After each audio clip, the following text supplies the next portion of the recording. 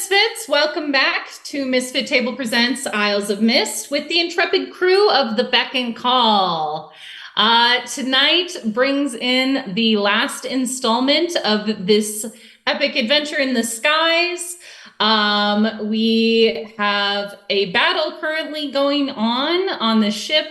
We'll discuss that a little bit more and hopefully almost certainly wrap things up, figure out the conclusion to this tale.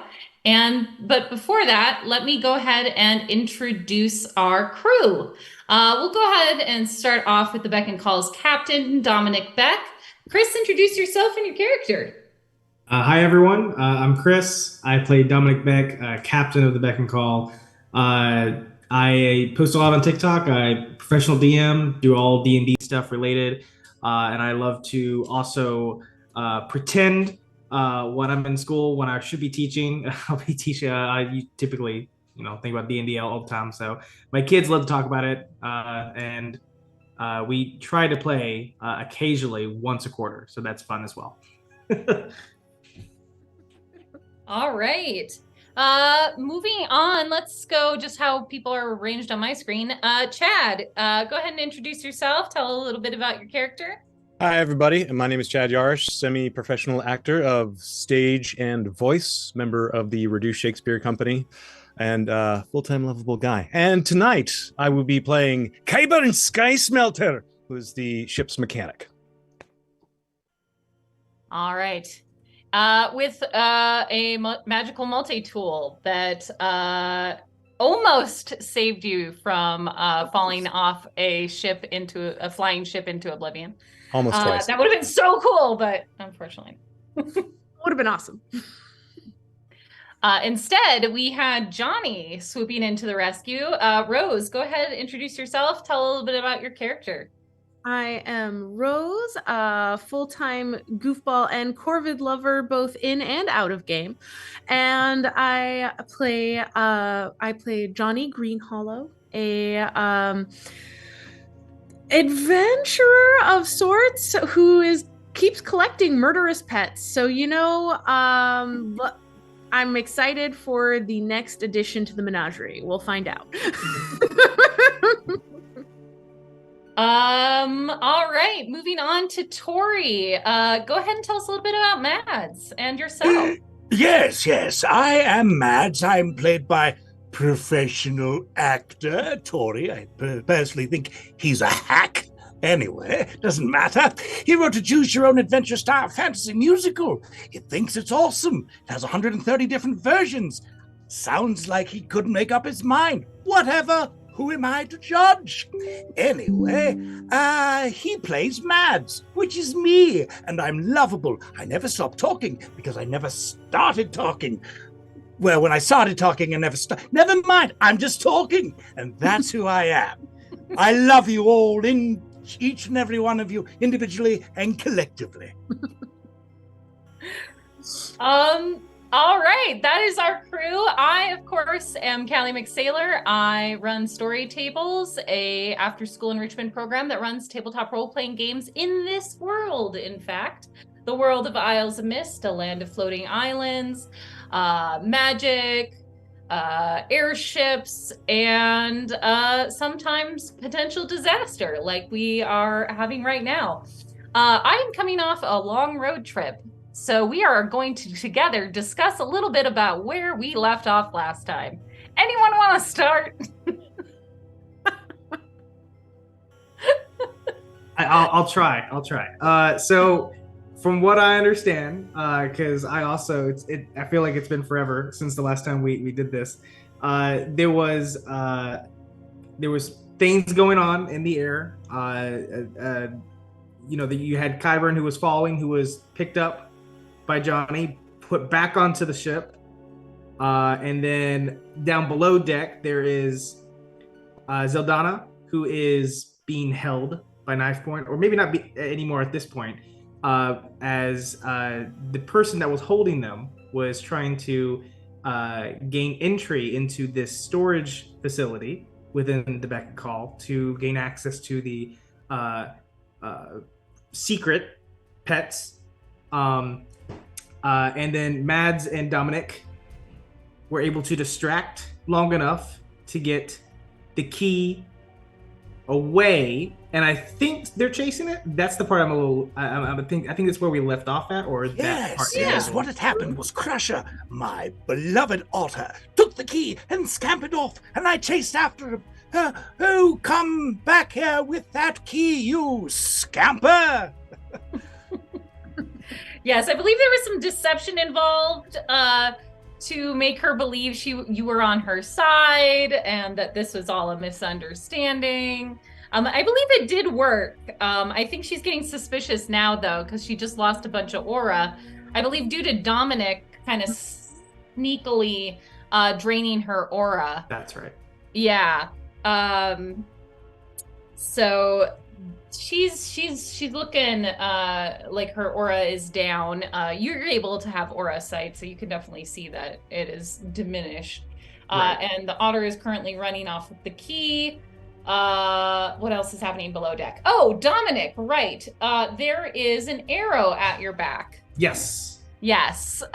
I didn't leave that out on purpose. You're like, let's see how travel-logged her brain is.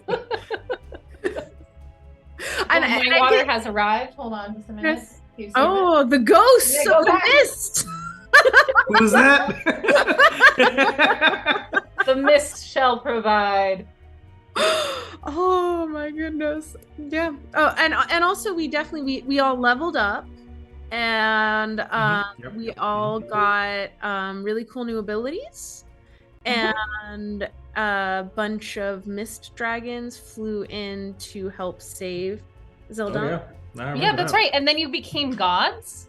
Yes. And, that was fun. And That was fun. I finally Next got time. my own multi-tool for the ladies, if you know what I mean. Everyone got multi-tools for the ladies. Hello, nurse. I think as a lady, if we want to experience multiple people being tools, we can just go into literally any bar ever. It's not that hard. I don't think that's what we're looking for. Well, then I guess we'll see you all later. Good night, everyone. All right. So as it stands, let me look over my handy dandy map. Why did I say map? I like it. It feels like, now I'm imagining like the Nyan cat, except a map. So Yep. Well, I think playing Deborah is bringing out a lot of my accent from the before times, before I had moved to California and then New Mexico. All right. I don't know why Troy is on the back of this. That's not where Troy is supposed to be. Somehow Troy and Kyburn got mixed up. Ooh, I was looking at the other map, and I see actually on the live map, we've got this cool little gift. There's a fireplace. We have a fireplace on the ship. Is that safe? Kyburn. Did you hear Perfectly this? safe. Look, the entire engine compartment is completely combustible. So, yeah, the fireplace is fine. Just adding on. Okay. All right. Sure. It looks like Zeldana was released, I believe, by the woman who was holding her. Dominic is still being held at Arrow Point. I believe there was a break in combat because there was some negotiation going on between Dominic and Zeldana. We've got Squish, our lovable little mushkin friend, Trevor, Deborah, and Mads, and the otter down below. And then I believe Agrona is the only one that is currently conscious. And Troy. Troy and Agrona are the only ones currently conscious. And I believe Kyburn was rifling through the pockets of people on the ship last time. First, I tied them up, then I went through their pockets. That's right. You were rifling through their The pockets. and lucky tied them up. folks. And not like rifling through anybody's pockets. Like, I don't think he was trying to find the horse's pockets or going on Troy's pockets, just the foes. Just the foes who had fallen, your fallen foes. Though I am very when curious people- about horse pockets. Horse pockets! Like a Polly Pocket. Yeah. Yes, you are going through the pockets of your fallen foes. Reminder to anybody who hasn't played in this system before, when people run out of the protective aura around themselves, they are automatically knocked unconscious. So these people are unconscious. I do believe we have one dead monkey. One very dead, smushed monkey. So one death so far in the tally. And those are from the invaders, these strange Greenlow people that have attacked the ship from their flying crow vehicle. The crow vehicle has been commandeered by Johnny. Essentially, these are eco-terrorists. You're not sure why they're there. They had opinions about the bumble pigs being stolen, didn't they? Yeah. They do seem to want to get the bumble pigs back. They do seem to be familiar with Zeldana, referring to her as a witch. You're not exactly sure because you're not sure where these bumble pigs came from. You never questioned Zeldana about it too much. I think you were gonna wait till the morning to ask her more questions, but unfortunately, you are attacked. Can anybody remember whose turn it was? So in this game, we've got the foes and the friends. Was it friends or foes right now? I think my turn is done no matter what. So I think I'm good. I think your turn was to drain her aura. So Yeah. I think it might have been the foes, because it is the foes' turn, as much as Mads I hate to admit it. Yes, Mads went off to chase Crusher. And Like this. Sounds about right. Oh, come back here. no, This way wait, hither. stop! Don't. Come No, back, you stop. little Don't. skitter cat. get her cat.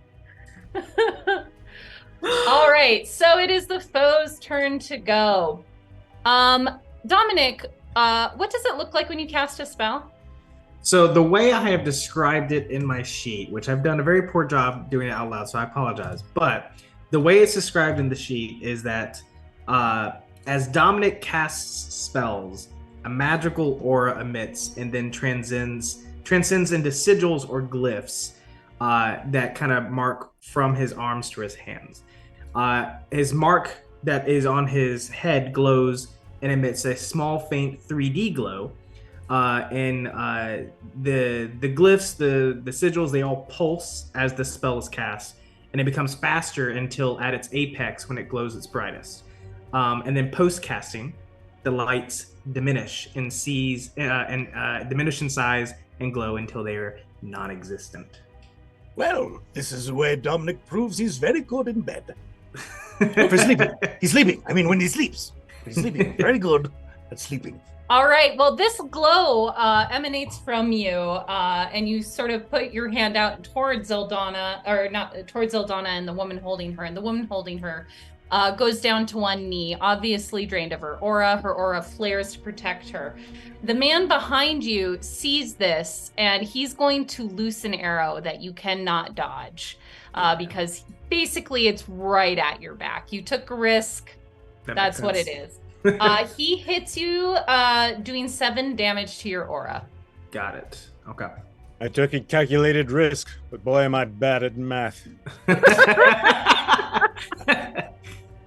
That's pretty much it. Yeah.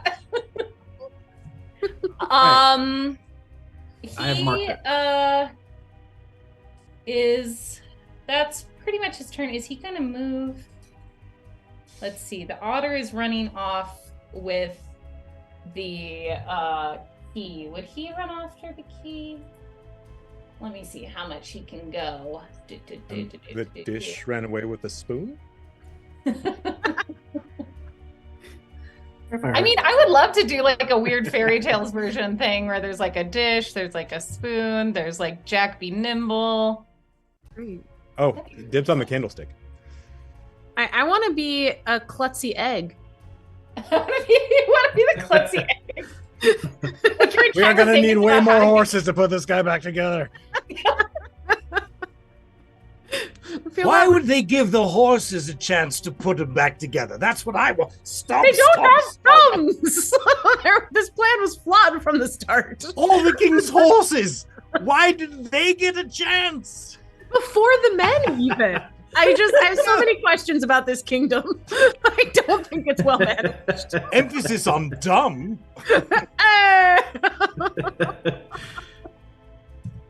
All right, so he runs after the otter, but that is his turn, so he's not going to be able to grab it this round. The woman whose aura you drained looks up at you, Dominic. Are you past half aura? I am, yes. Okay, you have an arrow in you now. Yes. It's stuck in my back somewhere and I can't reach it. Yeah. Just because I know how that pain feels, it's right above your kidney. Ooh. What a place to put it. What a place. You poor kid. Your kid was an adventurer until he took an arrow to the knee. She looks over at you, Dominic, and she reaches into a pouch and she takes some sort of powder, sniffs it, and you can sort of see the flicker of her aura flicking back on. Almost to full. She is going to... Zildana tried to take a swipe at her earlier, but that didn't go well for Zildana because she weighs about as much as paper. What is she gonna do? She looks around. Let me roll a wit test for her. It's printing paper. It's very heavy. Yeah, and there's not a knife at her throat anymore. She could sing. Come on. Ursula That was is true. wrong. On her turn. She's on the friend's turn, Zeldana. The woman who had been holding Zeldana sort of looks at everyone around her, follows your gaze, and looks down this long hallway here. And she's going to run that way, in that direction. That long hallway, of course, going to the cargo bay where the bumble pigs are being held. Like She seems to have noticed the way everybody was looking or trying not to look in that direction. So she's going to go ahead and run. She gets over there and she's going to be stopped by the door. Can she take an action from there? She can. Let me roll a strength roll for her.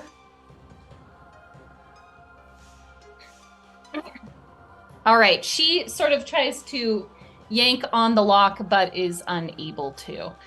All right, so that is their turn. There are not a lot of adversaries left at the moment. So that is that round. It is back to friends. I claim Chandler. What a Chandler response. Could this shit be any more screwed? Oh my god. How you doing? All right. So You are dressed a little Joey-like. You've got like the black tee. Looking around, I don't see any of my other colleagues on deck. And can I hear anything that's going on below? No, they're two below. Can I assume that they must be down there somewhere because they're not on the deck? Yeah, I would. That's an easy assumption. Yeah. All right. So then I'm just going to sprint as far as I can to get downstairs. Sure. Your run speed is your grace, which is, your die divided by 2, plus meters. So 3 plus what now? 10 meters, so 10 squares, so 13 squares. 13. I can move you don't know too, where if the squares are on this thing. Well, it's right now it's dots, but they form squares because I don't like lines. Oh, that's what those dots are. Our ship just had freckles. I thought it was like nails or something like that. Sorry, I should have probably prefaced it. I don't know. No, I love it. You know what? I was enjoying it. We can have a speckled ship. I think I can get to here, and that's like 7. All right, great.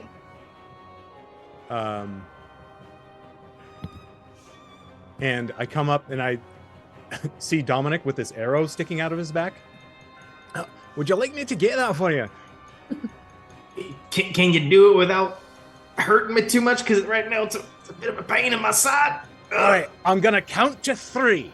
No, I know what you're gonna do. Don't do it. Let me count. And All right, 1. yank it out.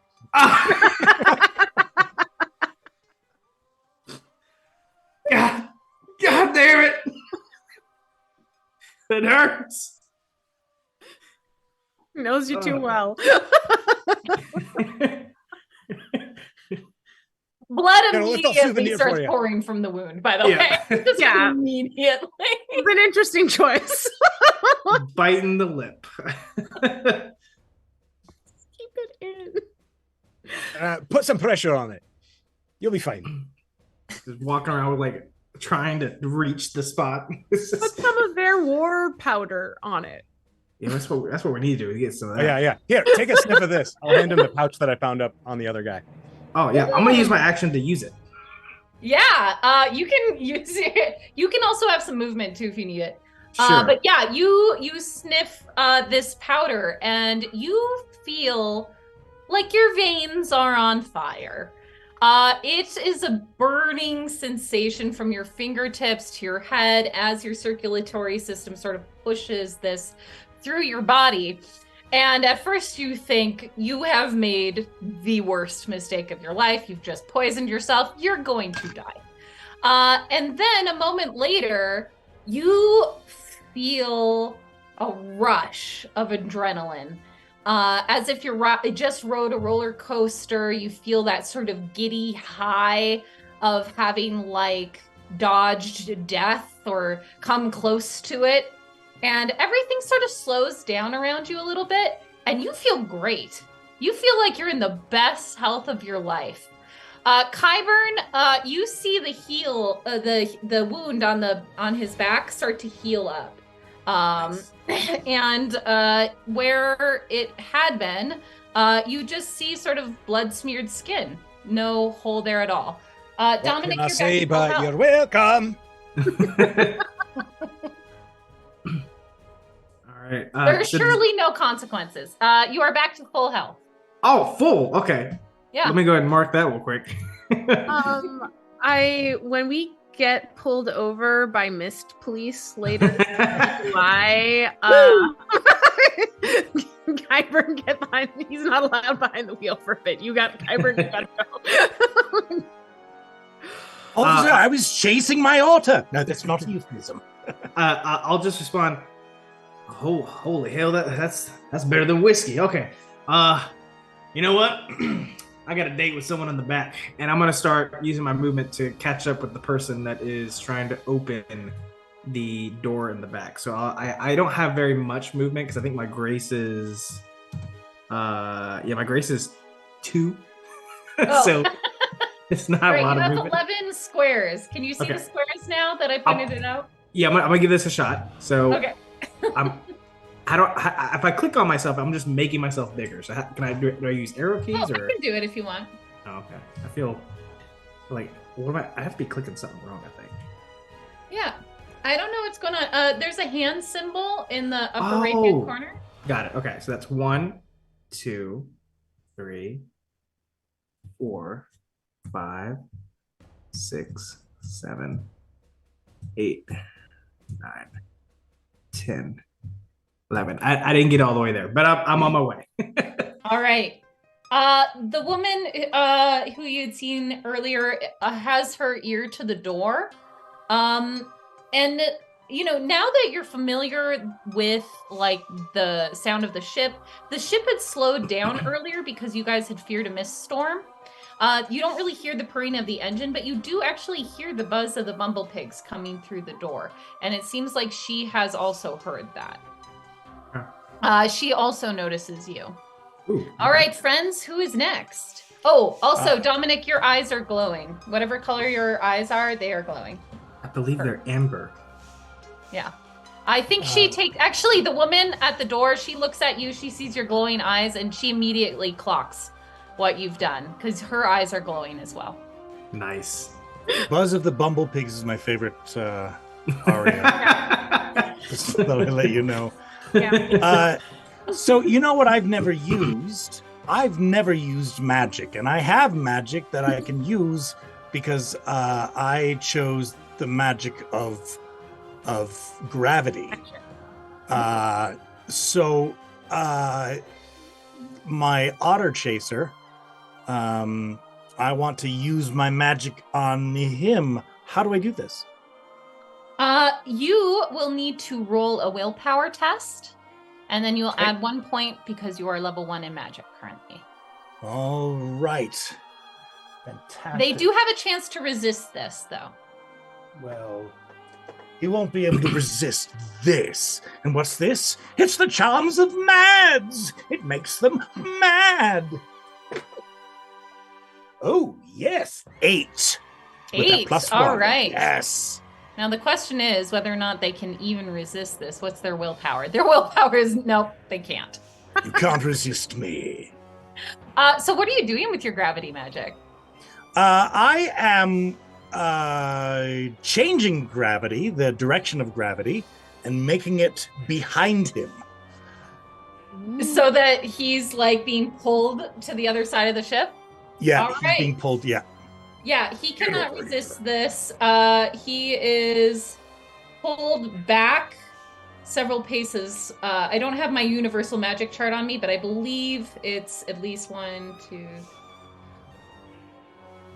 6 meters. He's pulled back.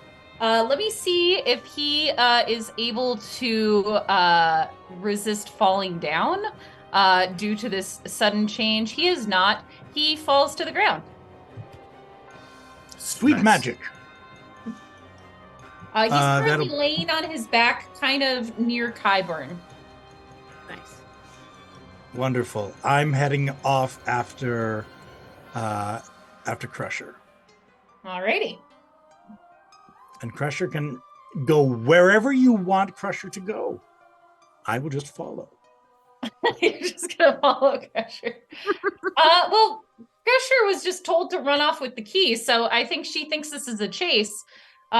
She's gonna just continue running down the stairs. Fantastic. That's great news. Or up the stairs, sorry. I'm going to continue following and then come back with a different key going, oh, got it. Found it. Nice. All right.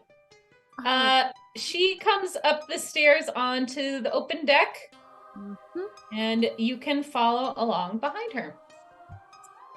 Well, when I see that there's nobody around, I just head back down. Run, Okay. run, and then run back. And use my own key for my own room. All right, you come down with the key to your own room. Got it! Really? She changed to a badger. Maybe a honey badger. Oh, they're vicious. Oh. I don't know how much this man is going to believe your skit, but Mads is, committed to the bit. I'm so committed to the I bit. respect that. And I admire that for that madman. You know what? It's not over till you know it's over. That's While at least one person still believes. Actually, there are two. There's Mads and the otter. They both believe. We both believe. They're the only two that Deborah matter. and Trevor obviously do not believe. What are they going to do? Deborah runs over to actually, she's going to run. Yeah. She runs over to Zeldana and she just grabs her and says, and just starts shaking her.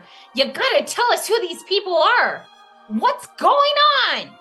And Zeldana just looks at her and she says, We had to take the bumblepigs out of the forest.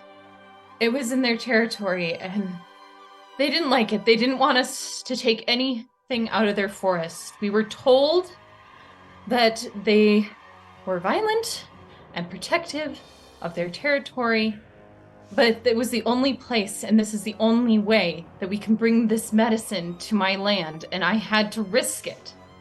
And Deborah just says, well, you risked all of our lives too, and that of my boy. Oh my God, is he okay? And she looks over at you guys and she says, is Troy okay? Oh, Yeah, yes, it's fine to me. Oh, thank Good to gosh. go. Oh my goodness. Yeah, he's just up there, strapped to the wheel or whatever he's doing. Oh, okay.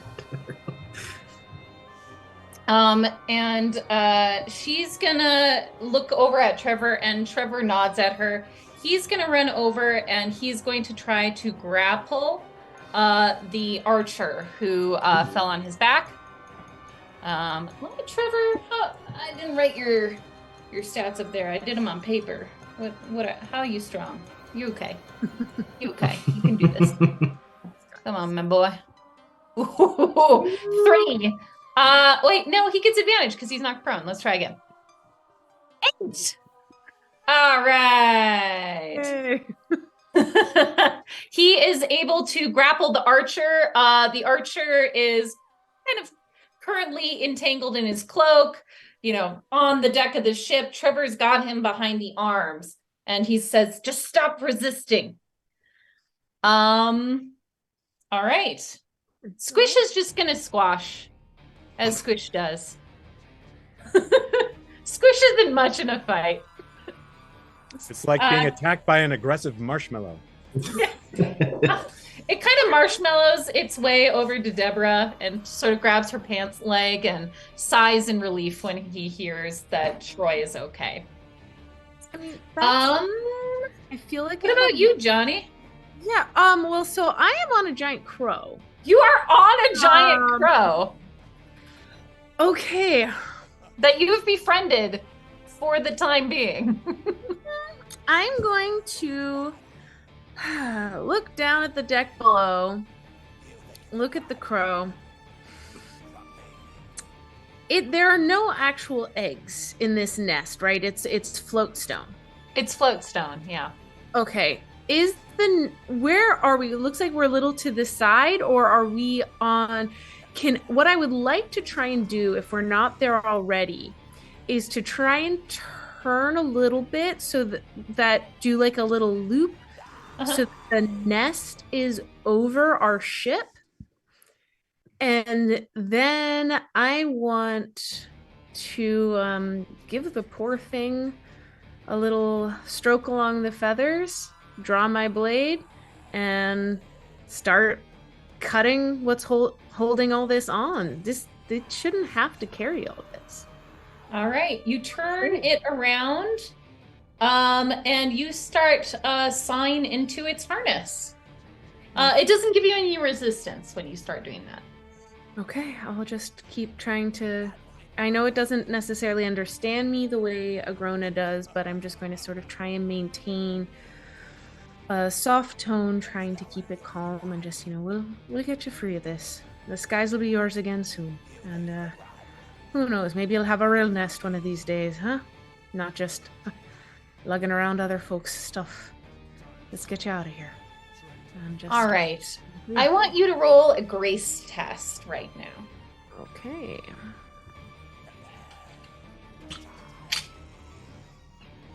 I got all worried because I saw a 4, and I'm like, oh no, I thought I was better than that. And then I realized the 4 was the half. That's a D8. That makes me. Oh, okay. That was really distressing for a minute. Does this count as athletics or animal handling? Animal handling. Okay, 7. 7. All right. You are able to keep it calm. It seems to be a little nervous as you sort of turn it around. It has noticed the people on the deck of the ship, and is looking a little distressed at seeing them knocked out on the deck of the ship. But you are able to keep it mostly calm. It seems to be pretty tired. That is one of the things that you are noticing. And it actually lands on the ship as you are sort of sawing away at the harness, resting its wings a little bit. It kind of cocks its head like ravens or crows do around, and it's definitely taking in the knocked out people on the deck of the ship, and acting a little bit nervous about that. Okay. Just sort of trying to keep its eyes on the sky as much as possible. Let's just keep talking about the sky. Don't. All right. Yeah, you are able to do that. Let's see. It's coming down to it. Let's see how persistent these people are. Let me pull up the stats. The woman who is in front of the cargo bay to the bubble pigs is looking at you, Dominic. She is looking nervous. She's obviously cornered. She closes her eyes for a moment, though, and seems to be searching for something. I don't know, inside of herself, possibly. You're not exactly sure what she's looking for. And then you do see that she is trying to cast a spell. Roll a I'll let you do willpower or wisdom test for the moment. All right. Ooh. If it's just straight up willpower, it is a 3. Okay. You're not exactly sure what she's casting, but you do see mist starting to gather around her feet. And as the mist starts to gather, it starts to change colors. And where she stood, she no longer is. She disappears. Okay. Do I see the mist at least, or is that also disappearing? That starts to dissipate as well. It sort of just floats away. The second she starts, the second she disappears. The archer is going to try to fight off Trevor. Let me give them a roll and see how good Trevor can do in a fight. He's a bit untested at the moment. You gotta draw first blood sometime. This archer is not rolling super great, which is strange. But yeah, Trevor's got him. that would effectively pretty much ends combat, because back to this round, you guys would be able to tie this guy up. The woman has disappeared. You've got this archer held hostage. What do you guys do? So I know I'm in this hallway, so I'm using logic to a point where I know if this person's invisible for whatever reason and they're trying to move through my space, I might have the chance to gauge that. But what I'd like to do to be proactive is I want to use my mist magic to see if I can sense her mist. Sure. Nice. Go ahead and roll a willpower test +1 for your level. Can you smell her musk? You're the one with the otter. It's a 3 again. It's a 3 +1 or no? Yeah, just a 3 total. It was a 2 + 1. Unfortunately, you're pretty sure she did some sort of mist walk, but you're not exactly sure where the mist path is. Okay. That there's a lot of mist paths out there today. But that's a little above your level. She seems to have more magic than you do. I'll just announce everyone.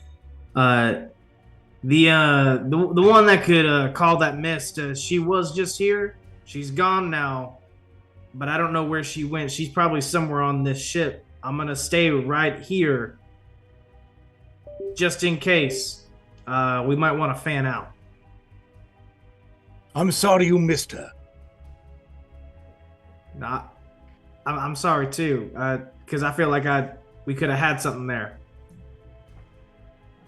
Well, there are more fish in the air. In the Right.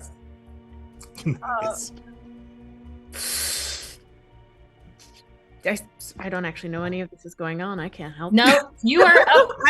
Yep. You're up top with a crow. All right, I say, Trevor, you've got him handled. I am going to go up yonder and see what I see with my eyes for thee. And I run upstairs. You run upstairs. You see a bunch of Greenlow passed out on the deck. And you see Johnny sitting atop a crow perched behind the steering wheel of the ship. Ah. Oh, well, this just got a little Corvidia. Not to be confused with COVID. Never mind. Doesn't matter. Another world. All right. Well, let's see if we can tie these up. How many of the Greenlows are there? They're all tied up right now. Before Okay. you went downstairs, Kyburn tied them up. All right. If you have a free hand, though, Troy could probably use some help getting the opposite of tied up. He needs to be let out. Oh, Hello, no, hello, he was Troy. let out. Somebody He let was him let out. out? Oh, good. Oh, actually, How no, is he- he wasn't. I think somebody just moved his token by accident. Yeah, no, I think he's still trapped. Yeah, he's currently encased in binds. When he sees you come up, he's like, What are you trying to say? All right. Yes. Twice. Really? Remarkable. Oh, would you like out? Is that what you're saying? You've got gout? I can't. I'm going to take these vines away from your mouth. oh, ugh. Oh, is my family safe? Oh yeah, they're doing swell. Oh, good. Are you That all was right? a close one. What do these people want? I believe they want the honey bee badgers. Badgers, they're very dangerous. We have Buzz honey buzz badgers? hogs. What are they called? Oh, bee buzzle bears. Bumblebutts? Bumble butts. Bumble. Do you mean bumble pigs? Those things in the Great Forest? Yes, Bumbleboars. bumble pigs. Yes, We have that's bumble right. pigs on board? Yes. I mean, no. I mean, I'm not sure if I'm supposed to say. I mean, look over there. He actually does look. And It's like I start to try. Are and they get him out of attacking it. again? What? No. Don't you worry. We've yes. There is, however, a mist walker walking on deck. So if you see her or don't see her, let us know so we can restrain her. Also, I definitely didn't see her when she appeared nearby me, and then the other one appeared, and then I was encased in vines. And that was the Yes. next thing I knew. You're safe. We kept you here because we knew you would be safe in here, in the vines. Now the coast is clear, so can I get let out now? Or... Oh, yes. Yes. I go retrieve my dagger, which is up on deck, and I... All right. He is free. He is going to kind of, stretch, and he goes over and he looks at the people on the deck of the ship, and he's like, oh, yeah, those are definitely Greenlove people. What are they doing way out here? And he looks up at the crow, and he's like, dang. Whoa. I didn't see anything like this when I was in my travels in the Great Forest. Dang. She's beautiful, isn't she? She's very pretty. Wait, If I you're like the attracted to imagery that sort of thing. Mads going over there with his dagger and not actually freeing him, but just starting to do some light pruning, kind of doing a topiary bonsai kind of effect. Or like it's just sort of trying to keep as much of the vines as intact as possible, leaving just enough for him to step out. So we've got this like reverse topiary of a man. There's just like a bush with a perfect manhole. Well, take that out of context. I mean, it's kind of like mostly a headless man statue made of vines. Yeah. Yeah, exactly. That's pretty neat, honestly. That can go with our thorns now. We've got second hall is looking very glamorous and not at Very all. thorny. Yes. The ship definitely is having some strange battle scars, that is for sure. Speaking of which, the mast is basically ripped in half. And you guys currently have just huge swaths of canvas laying across the deck, flapping in the wind, completely useless. Yep. Right. Well, until we have to deal with all of this, before that, we got to get these folks somewhere a bit more permanent than our just our deck, and we've got to do a proper swip of the whole ship to make sure we're all right. And what about everyone below? What's going on there? Oh, there's a whole bunch of them doing things together. As it is. We should put them in the hold. No, in the jail. Is there a jail? I don't know. Do they have a jail here, Johnny? There are no jail cells here, but you guys do have several rooms. There is Troy and Trevor's room. There's the captain's quarters, which you guys are familiar with. You could probably put anything in there. Great idea, Johnny. Offering your room, I really appreciate it. All right, good idea. Let's go downstairs, bring these tied up figures downstairs, and what about the bird? Well, Hello, lovely bird. Is it cut free? Yes, it's cut free. All right, what's it doing? Once it's cut free, it hops down on deck and sort of goes over to the people that were passed out and starts nudging them, like trying to wake them up. Mm-hmm. I have animal handling, so I think both of us do. So I think we too, if I will head over and whisper soothing words. I know you like to be in the air, but now you are down here on the deck. I'm glad you're on my deck. It seems to like the singing. It perks up at you and it definitely starts eyeing you curiously. We are friends, we will be to the end, 'cause friend rhymes with end. Johnny, go downstairs and check on everyone. I will just sing here with my friend Oscar. Oscar, right. The male crow's nest. COVID Okay. has a nest. He is so lovely and the best. I toss some actual meat over in the nest. Good idea! And I take the folks and head downstairs. You like toss some like jerky in the nest or I yeah. have a carnivorous horse, so I assume I've got meaty treats. No, I would think with a carnivorous scary horse, you have some large treats. I'm gonna say that it's like a really large piece of meat too. Like dried, maybe like a pig's ear that like you would give to a dog or something. You throw it, it kind of goes and it grabs it out of the air and starts jumping and seems contented at the moment, if somewhat confused. All right, well, I definitely, while it's hopefully got its focus on the pig's ear, I'm going to take these pig's asses downstairs before it sees what I'm doing with them. All right. Because I don't really want it to know that I'm making off with its friends. All right. These people are unconscious. You are able to lug them downstairs, no problem. Where are you putting them? In the captain's quarters? In your quarters? I mean, I'm fine. I can bed down with a Grona. There's room in the stable. That's plenty. Any room that we can lock. So mine's easy enough. I would say probably the captain's quarters is a little easier because there's one entrance in and out, unlike where you were staying outside the captain's quarters, which has But several might not also the captain have sensitive paperwork inside his quarters that we wouldn't want them to have access to? That's true. So- There's Kyburn's room.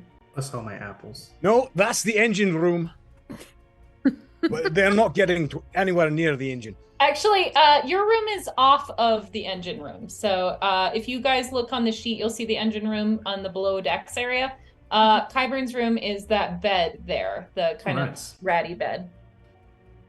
But I've got all my little experiments in there. They could hurt themselves. Yeah, actually, that's a great idea. Let's put them in there. Is it the sort of experiment that might not only hurt them, but to potentially let them get out? Yeah, some of that might happen. Yeah, so that's a bad idea.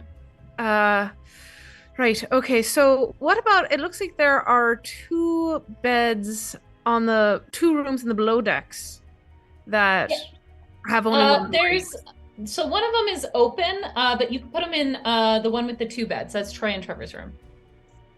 All right, Troy and Trevor can have my room. I'll bunk out in the stables. We'll put them in that room, lock it, and clear the boys' stuff out first. Troy says, yeah, there's nothing really sensitive in there. I mean, if they're tied up, it's fine. I've got a hammock, so like I am okay. I'll just hammock in the kitchen with Mom, so no problem. But like, are we gonna tie them to chairs? Are we just gonna like leave them on the floor unconscious? They're eventually gonna wake up. Their aura is gonna replenish. Absolutely. But we can at least get them somewhere comfortable first, get them set up, and make sure that they've got no weapons handy. Right? Okay. And we don't want them rolling off the ship unconscious. Right. Okay. So we We gotta don't? have them somewhere safe and contained. I mean, I don't have a problem just... I don't know what to do in that. He looks really nervous with murder, but I'll put my hand on his shoulder and say, if we killed him during the combat, that would be one thing. We were fighting, we were defending ourselves. Now, the situation's different. Don't worry about it. We've got this. You go see to your ma. I'm sure she wants to make sure that you're okay. And I'm sure, honestly, lad, she's probably feeling a bit shook up herself. I'm sure she could use a little comfort, and you're old enough now you can give that to her, right? yeah. I mean, this isn't the first scrap my mom's been in, but yeah, she's never been in a scrap like this with us before. So I'll go get her. I'll tell her that I'm okay and everything. Yeah. You go make sure she's okay. You lug them down there, but hold on a second. And he reaches into the red hair of the leader and he pulls out like a pin and he's like, do you see the green tip on this? That's poison. It's something that the Greenlow use sometime. Actually, hold on. And he grabs another one. He's like, okay, I think we're all right. But if you see these, don't poke yourself. Thanks for letting us know, lad. He puts them in his In the pocket. poison. He goes downstairs. Wait, he puts them in his pocket? Yeah. Wait, maybe not your pocket. Maybe don't put. I won't stick myself. I'll be fine. So, what kind of poison is that? He gives them to you. Thank you. All right, let's see about capping these. Oh, and Kyburn, he looks at you and he's like, wasp weasel poison. Waspies. Very dangerous. Here's a cork. Ah, smart. Yeah. Hey, you can't. All right, you guys are poisoned. You guys start lugging people down. He goes below deck, reunites with his mom and Zaldana. You guys, when you come downstairs, lugging these bodies, see Trevor still kind of like holding on to the archer. He's like, oh, good. He won't talk. And I'm just holding him here. Could somebody help, please? Yeah, and I'll just come over and smack the guy over the head. you smack him over the head. Oh man, he had one aura. He's immediately out. A good hit. Sorry, Inigo, I didn't mean to jog him so hard. Oh, Trevor lets go and he says, we were going to question him, but He's fine. He'll come to you later. That's true. He wasn't very talkative anyway. Kept trying to kick me in the nuts. I'm not really in the mood for talking at the moment anyway. Fair. You did good keeping him down. Now let's keep him locked up. Right. And he helps you hoist him into the room. Trevor and Troy get out any of their valuables that might be broken by like a scuffle. But you guys are able to throw the one, let's see, 2, 3, 4 people into this room. All of them unconscious. On the archer, you also, search his pockets. He does not have that strange powder that the others did. He does have a couple of poison pins, though.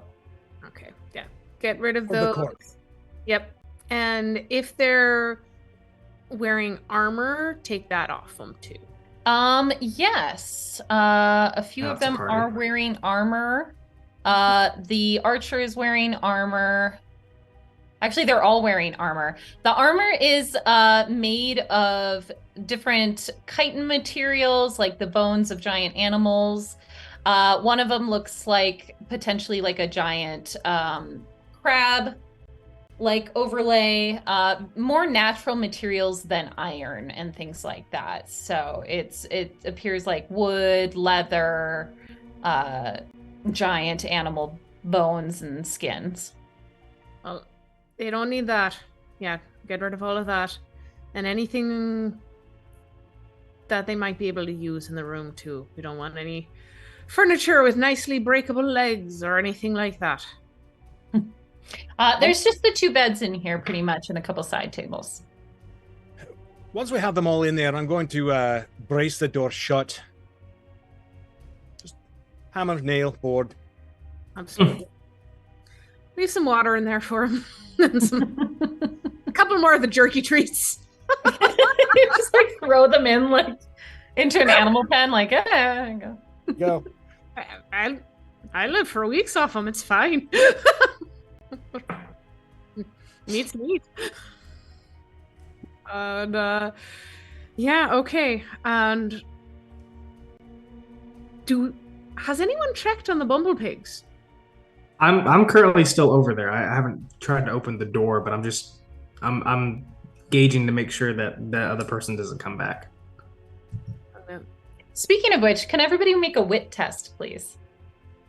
I can, but I won't like the results.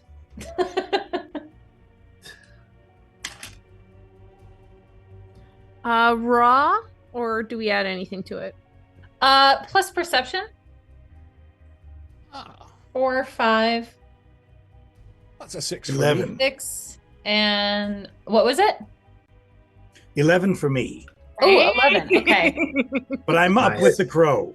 You So I are don't up know. with the crow. Yes. Mads, at one point, you're, entertaining the crow. The crow's The kind of digging early it. you gets the worm. The early you gets the worm. Early. I didn't think sheep ate worms. The crow seems to know the word worm and is like, yeah, I like that word. At one point, you're sort of jamming along with this crow when you see a woman appear on deck and she looks up at you. She looks down at the places that her friends' bodies had been, notices they are missing, looks up at you, and then disappears. Oh, yeah. Is that the fastest you've ever been ghosted? No, there was one other. We'll talk about it later. There's no opportunity for me to do a little bit of gravity love. You know what? I will give you an opportunity on this. We got a thing. It's called gravity. love. I forgot you had gravity magic. I figured she'd be too far from you. So yeah, let's give it a shot. Go ahead and roll your willpower plus the 1 for your magic, and she will try to resist this. So, She'll try. all right. Woo! Come on. Come on. This is what you're really good at. 12 plus 1, 13. Mother of 13. pearl. Oh my gosh. Okay, let me look. I'm pulling up her magic skills. That's the plant mage. This She is goes her. straight to the She could center. potentially still get there. So let me go ahead and roll that. She does not. What do you do with your gravity magic? Quick question for you. If she was going to be turning off at the same time as she turned on, oh, look, turn off. My question is this. I want to throw her diagonally up and off the ship. So, but I don't want the crow to go. So it'd be great if she was up and off, and then, but then she was disappeared because she was trying to, No, I would say this would be before she took her turn to disappear. We're going to retcon Okay. that part. Okay. So she would be fully visible to the crow and yourself if you launched her off the ship. Just letting you know. Launching her off the ship and just All right. screaming, "Worm!" Oh my Worm. All right, you launch her. Let's see. She was probably here. Yeah, that's enough. That's 6. You launch her off the ship. She screams, and she starts falling. And the crow kind of perks up, looks at her, looks at you, looks confused, and then squawks and launches into the air, diving after her. We'll find out for what reason eventually. If it's mouth or You will find out, in fact, after the break.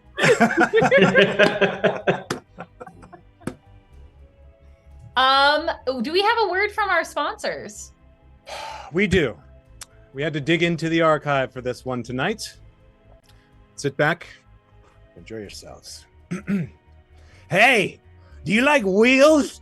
Well, I've got the store for you. It's Weird Willie's Wide World of Wheels. We got all kinds of wheels. Big wheels, small wheels, short wheels, tall wheels, wagon wheels, chariot wheels, steering wheels, grinding wheels, pottery wheels, water wheels, color wheels, rune wheels, mandala wheels, pinwheels, hamster wheels. We got so many kinds of wheels, you'll do cartwheels. We got deals on wheels, meals on wheels. Have you heard of trainers on a pig? Squeals on wheels. How about a kid's toy that's shaped like an aquatic animal? Eels on wheels. Somebody stop me.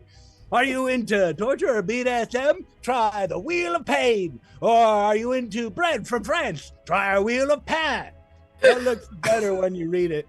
Oh, I need a specialized wheel? Try our Roll Your Own Customization Center. Use special code They See Me Rolling at checkout to get a free wheel of cheese with your purchase. Limit 1 per customer. Check out our special events calendar. This month we have book signings by Robert Jordan and Brandon Sanderson. Next month, Pat Sajak. Don't play roulette with other wheel stores. Stop on by Weird Willie's Wide World of Wheels today. This message brought to you by the Yarish Entertainment Services. Yes! A Weird Willie's Wide World of Wheels will see you around. Yay! Beautiful, beautiful. And that's break. Get your snack, get your drink. We'll see you in 5. sounds good.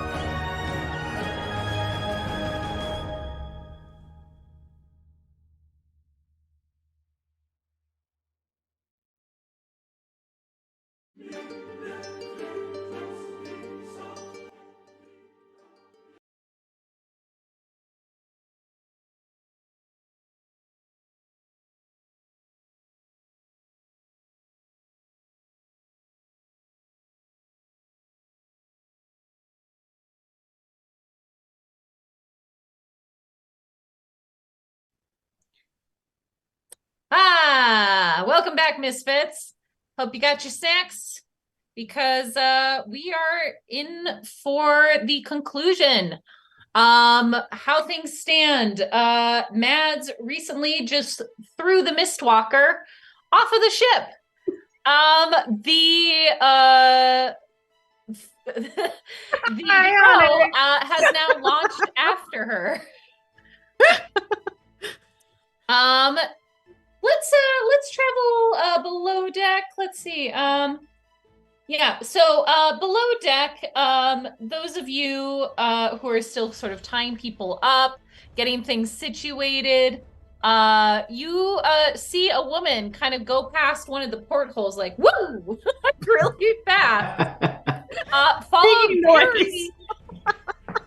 very shortly by the windows on the side of the ship turning black as the bulk of this giant crow also dives past.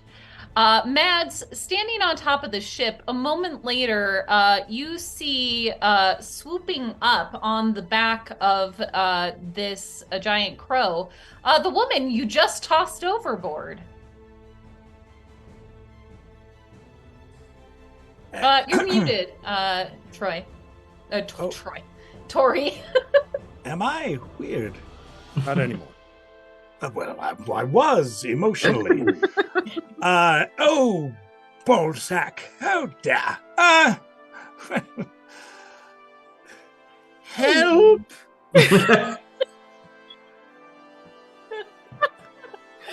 Do we need to make a perception check to hear that? The early you get the worm. Quickly be as unworm-like as possible. Don't degenerate. Too late. Wiggling just makes it worse. Why is that your first reaction?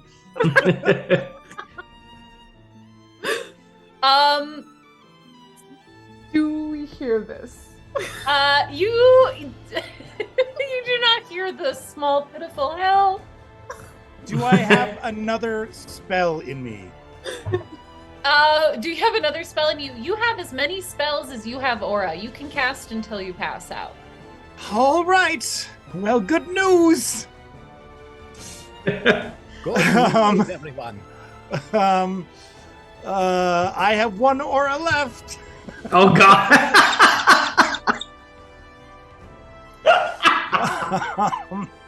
Look like a really unappetizing word.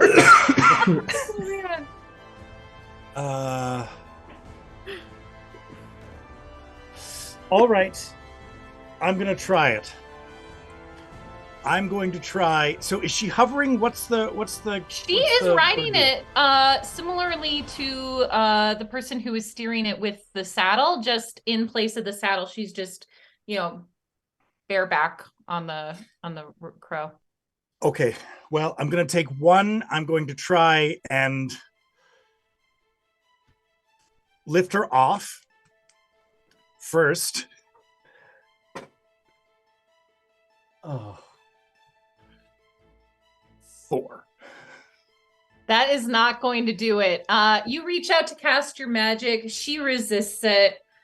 She says, "Not this time." But And I say, and you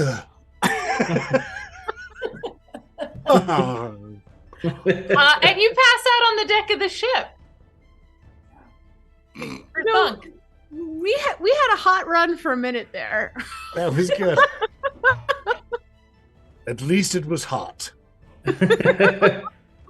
At least in the realm of fantasy, I get to be hot. Oh, truly magical. All right. Okay. Man, you try to help a crow, they come back and bite you in the mads. Very sensitive. All right, Mads, you pass out on the deck of the ship. Your otter is very distressed. It starts nudging your unconscious body.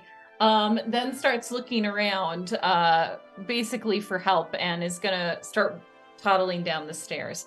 Everybody else below ship, how do you react to witnessing this outside of the window? Not exactly sure what you witnessed, but you witnessed something. I'm gonna run back up onto the top deck. Yeah, I unfortunately I don't know that what all's happened, so I'm staying where I'm at because I still think that person's at large. I don't want them in this place. I would assume you probably heard the people around you if you would like to leave that space. Okay, yeah, then yeah. Yeah. I'll head up. All right, you guys head up on top of the ship. There you see the crow perched on the edge of the railing of the ship. In one of the claws, you see an unconscious Mads. Oh gosh. And you see the woman on the back of the crow say, "Hold. Everyone just hold and calm down."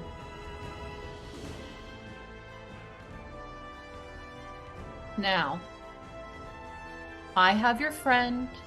You put up a good fight. You did. We did not anticipate this kind of resistance. We just want what is ours, and we'll go on our way. No one has to die today.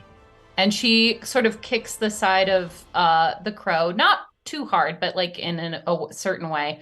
And the claw that's holding Mads sort of goes backward over the side of the ship. Mhm. I'm gonna like scooch around, converting my all wrench back into the grappling hook to try and catch Mads should she release him. Yep, sure, you can do that.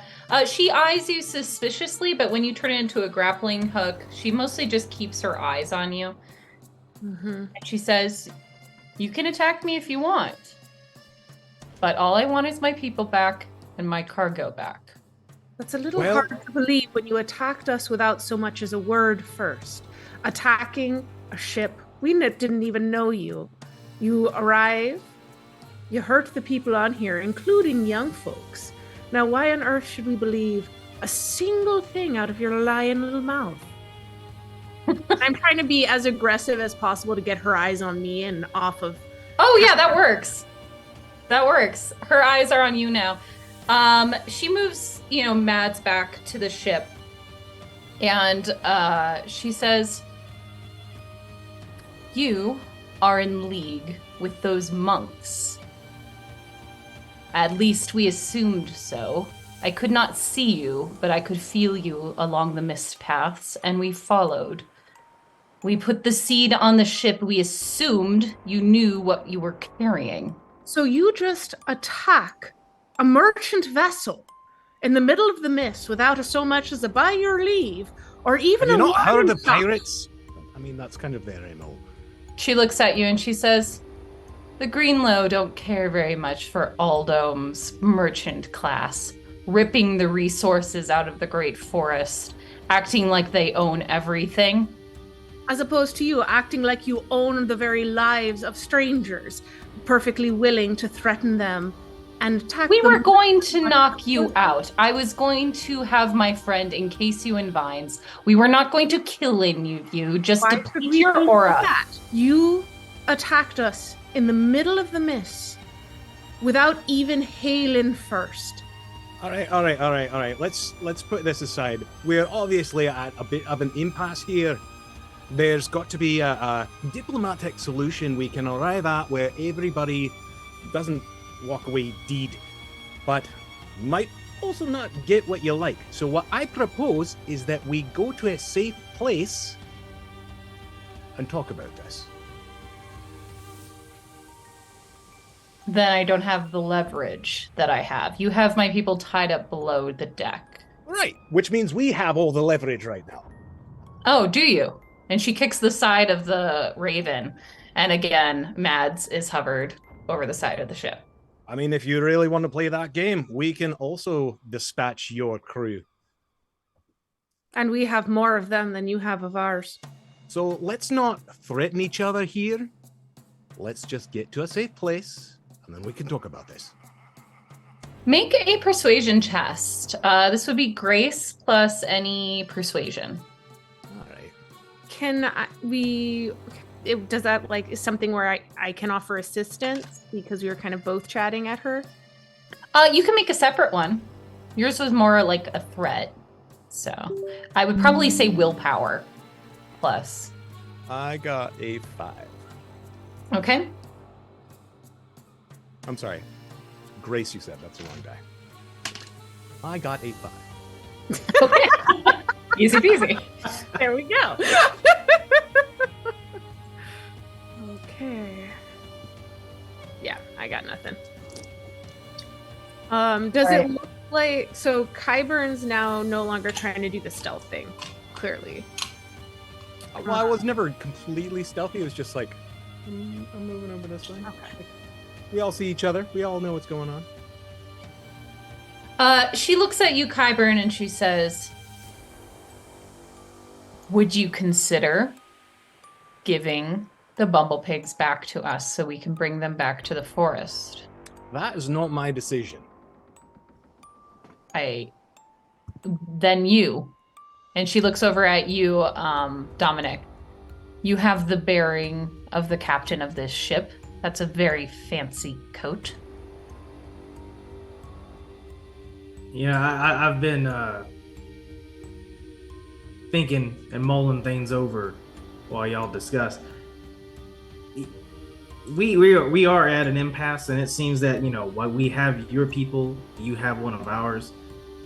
As much as I would hate to see the very talkative one be dropped overboard, diplomatically speaking, if we've got your people and we go wherever it is we're going, and those people are arrested, interrogated, questioned, your whole operation goes under.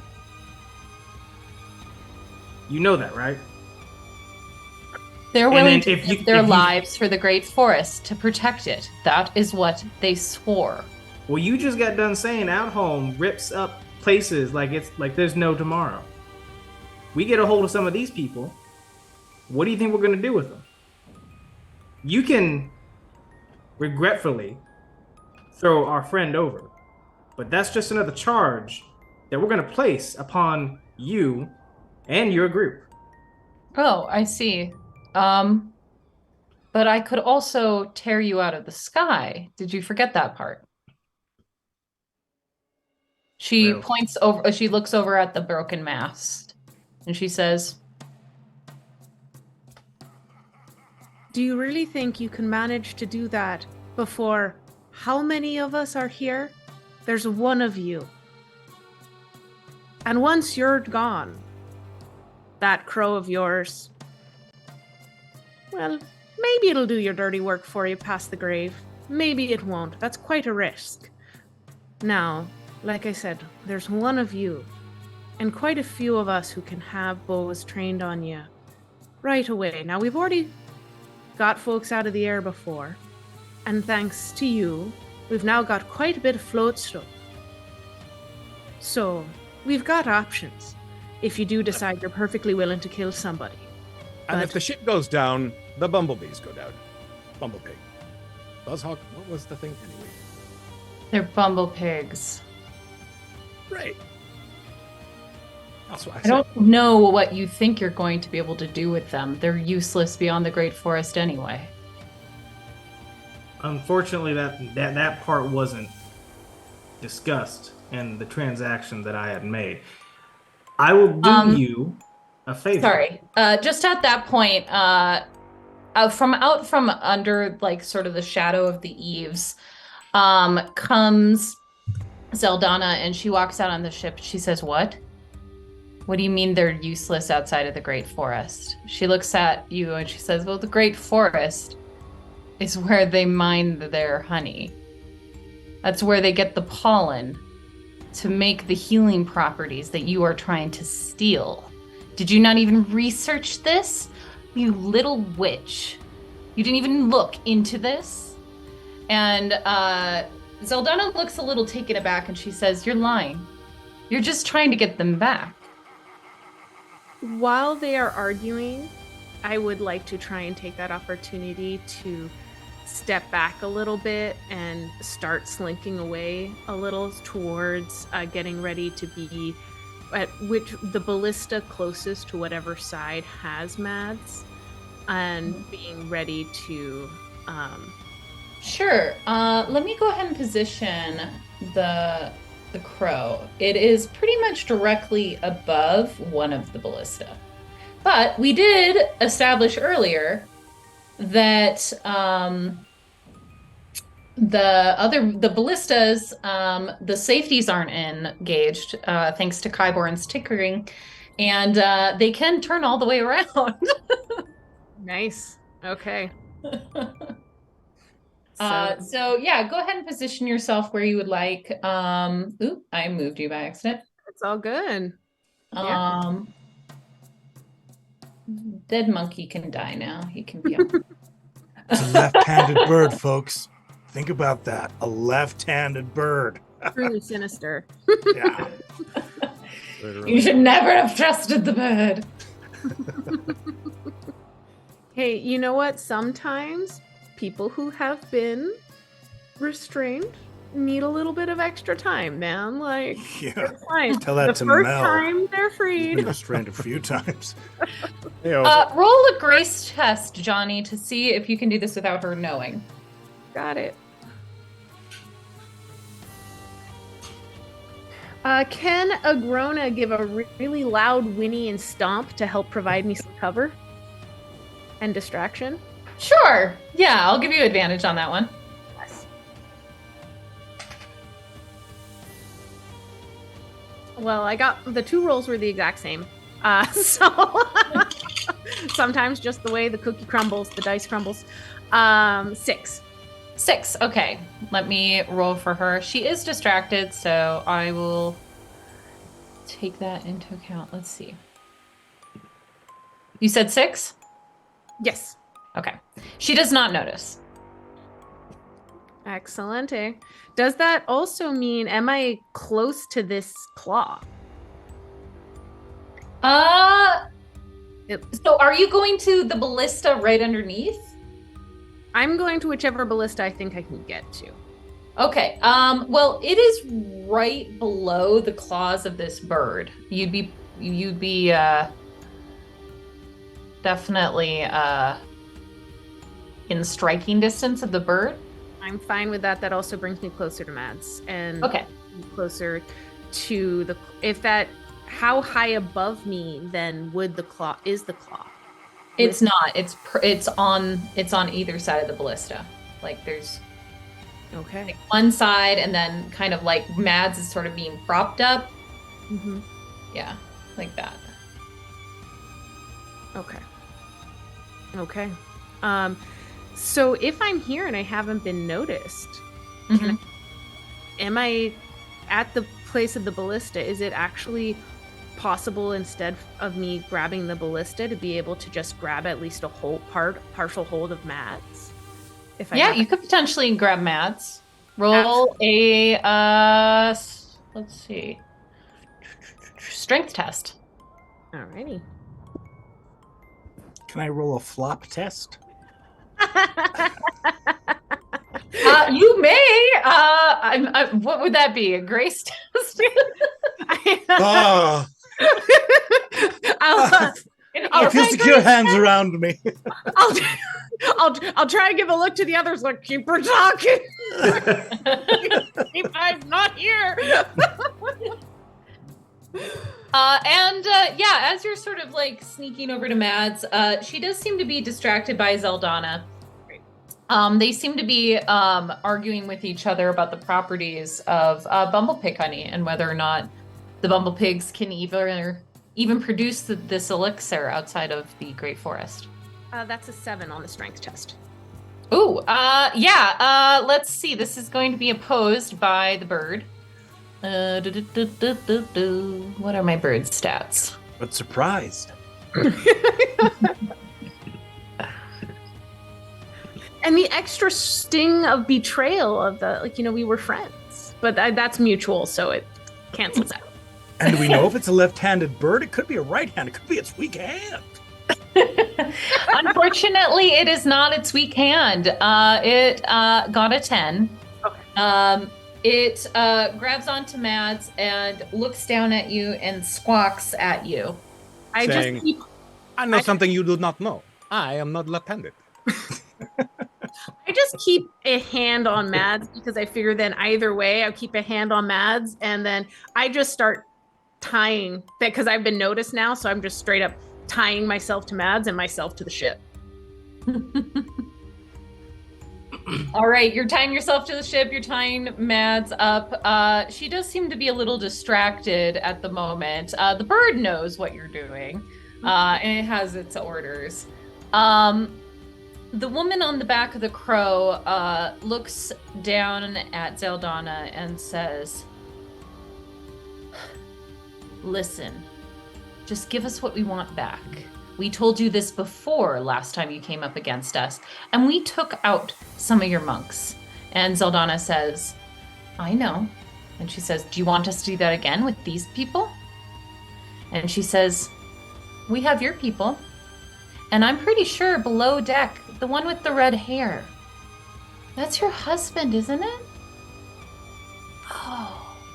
She sees the woman's face drop and she's like, "It is. We got our intelligence as well.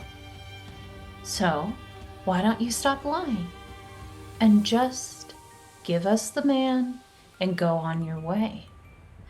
The woman on the back of the bird sort of crumbles a little bit as her bluff is called. And she's like, starts to wrestle with herself. She looks down at the bird, sort of absently pets it, starts thinking, and says, she looks over at you, Dominic, and she says, "If I give you this man, will you give me my people back?" Yeah, I can manage that. I think we can do somewhat of a little trade, but we have to make sure that this doesn't come back to bite both of us and the Behans. Is that a pun on Bumblepigs? No, it's just how my people say that word. Oh, right, sorry.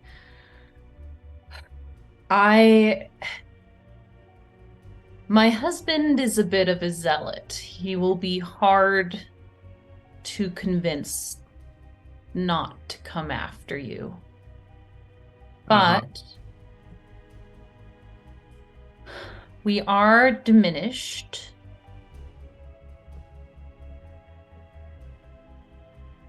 I will convince him not to.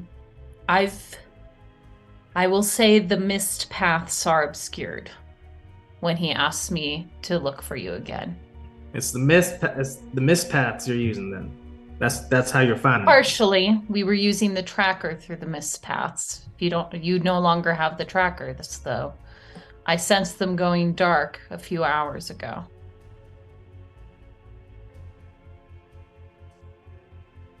Give me a second to discuss this with my compatriots.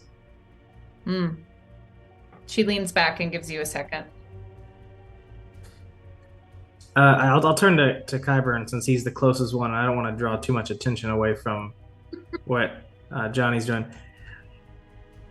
Kyburn, what do you think? Just let them go? Well, that's a tough one. We're in a bit of a sticky situation. I'd prefer to see the back of them, but I feel like, we've got knives at each other's throats. I still say we try and get somewhere safe, land this thing, and then let them work it out between themselves. Right.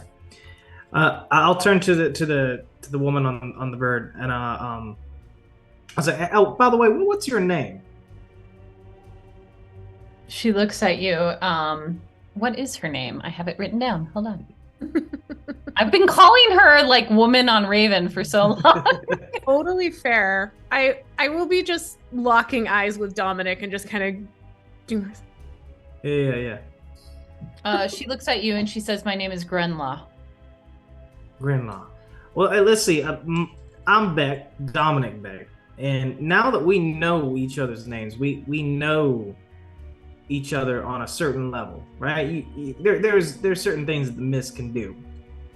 I'm not the biggest fan of the mist. Now you seem to be using mist magic, which means you're able to do certain things. I would like to propose that since you can use mist paths, that you track us and we'll stay along this mist path. Stupid word there. We're gonna go to our destination. We're gonna let your people go, and that's on the word of a captain. And once we get there and we let your people go, you're free to do whatever you want with this one. And I point to Zeldana and dispute whatever it is you need to do. But I'd like to be somewhere safe where I feel that we aren't going to be swooped in the middle of the night and attacked where we're most vulnerable. So, the cargo, though. And that's between you and Zeldana once we get to where we're going. Sure. Zeldana turns to you and she says, "No! We paid you!" You paid me to take it to a place, and that is what I intend to do. But once it's there, it's out of my hands. They can't follow us all the way to Selida. You can't believe that they're going to do that fairly. Well, That's a week and a half away. Well, we're going to hold on to the individuals down below, and we're also going to get that fella back right there that's in the claw. And then we're going to keep going. You follow us, and we'll see what happens when we get there.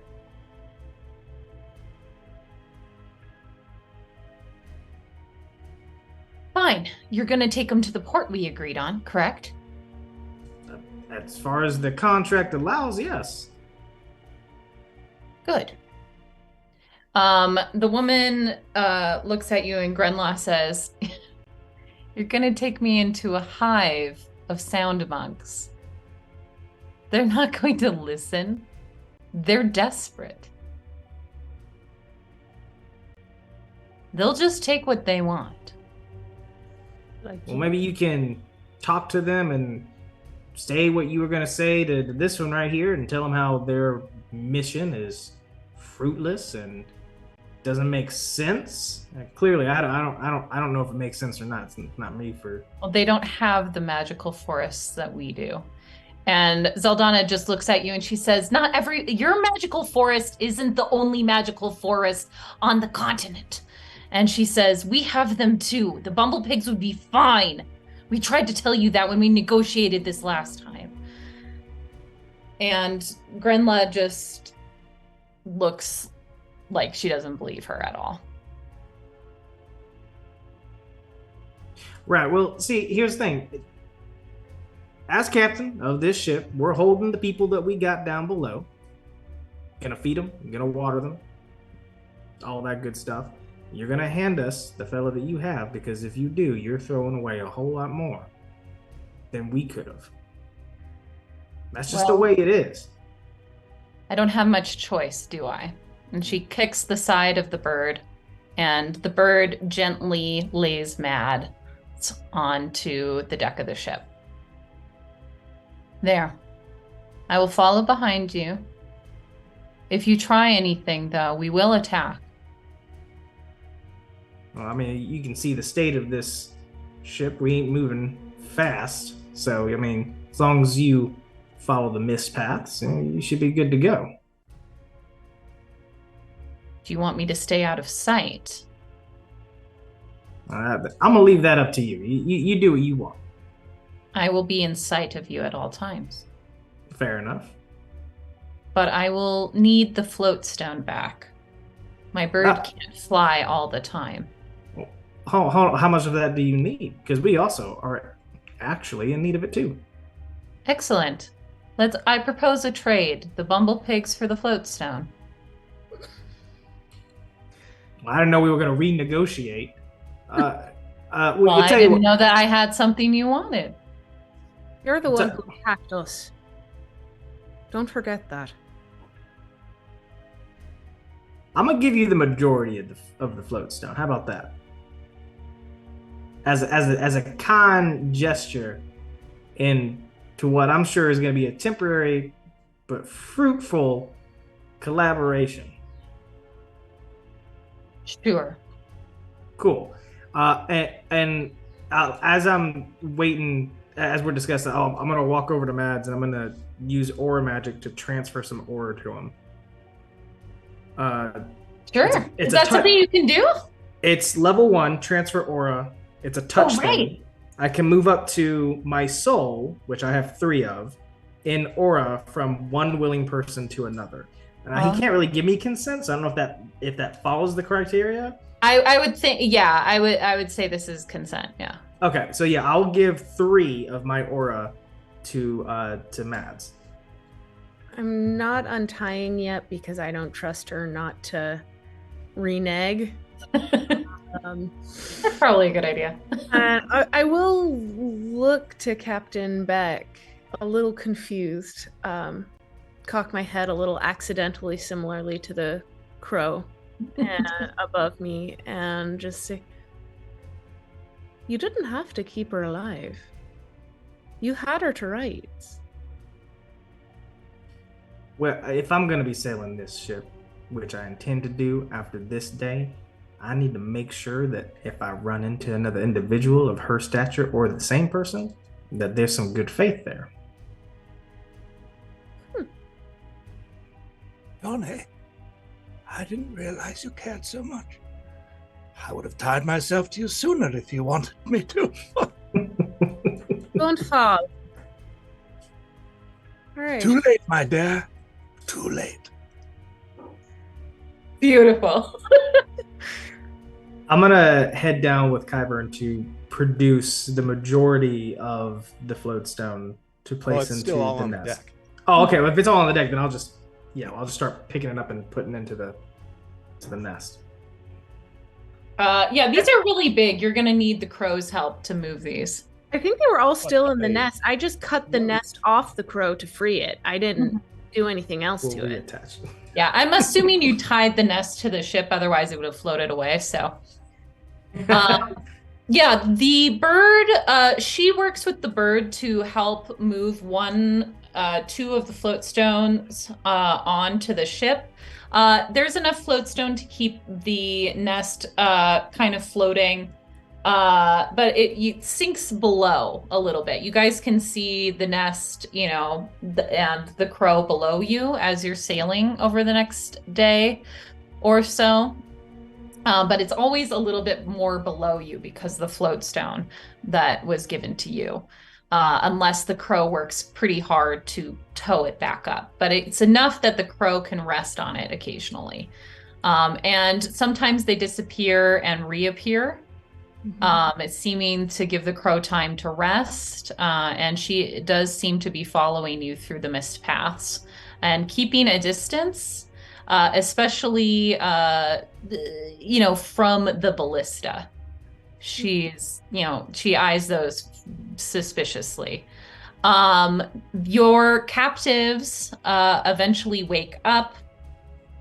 But actually, before we get to that, Dominic, that night, while you guys are resting from your ordeal, you are plagued with terrible nightmares. You start sweating, and all you want to do is have another hit of that powder that you sniffed before.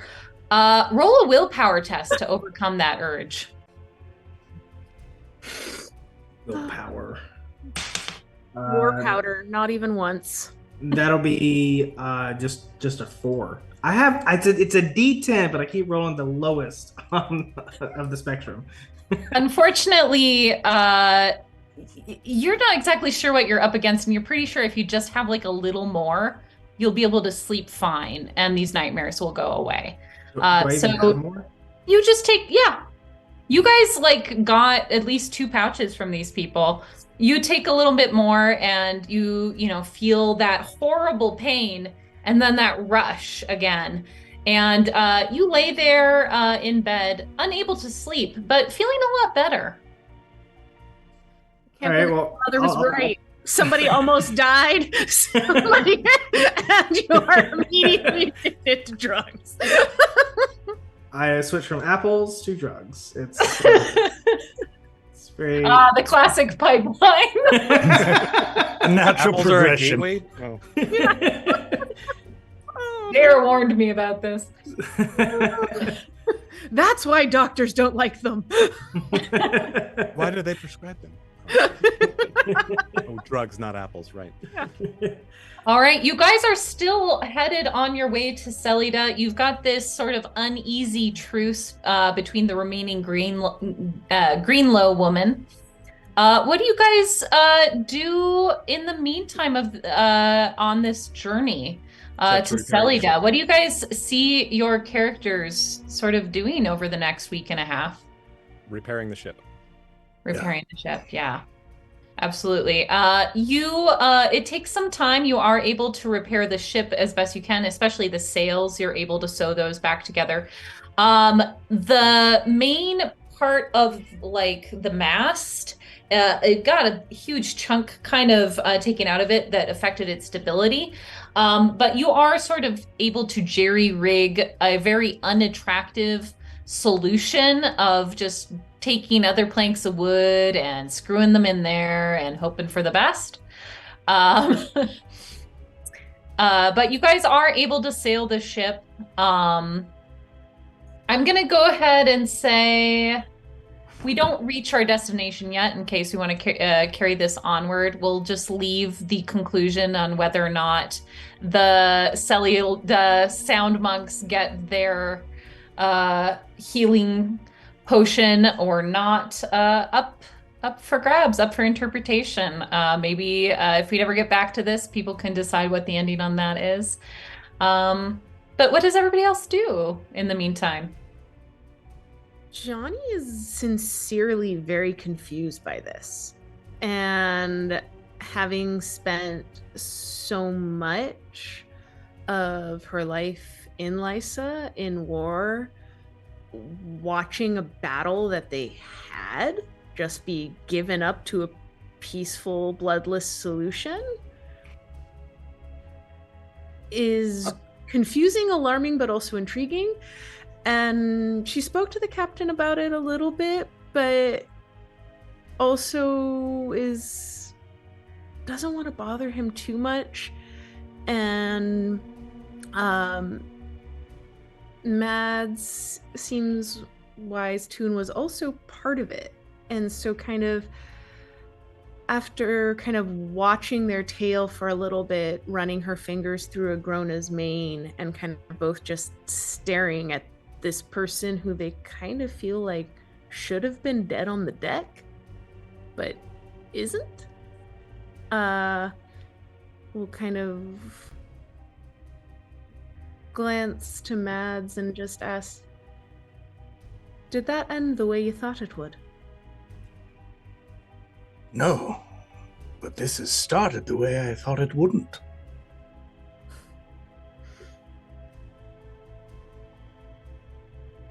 He didn't have to. No. He gave up. He didn't give up. He bought my life. He bought their lives. Lives are something that others cannot spend. And a wise man knows this. Our captain is a wise man. Even when those lives might come after yours next. She told us that her husband was impulsive, a bit of a zealot. Who's going to keep him safe the next time they come after us again? We will. All of us together. And it's worth it. That extra risk to keep strangers alive. There's no one stranger than me. And you fought to save my life? I suppose you're right there. And, I suppose we don't know what the next battle's going to be, and they might not be on the opposite side of it.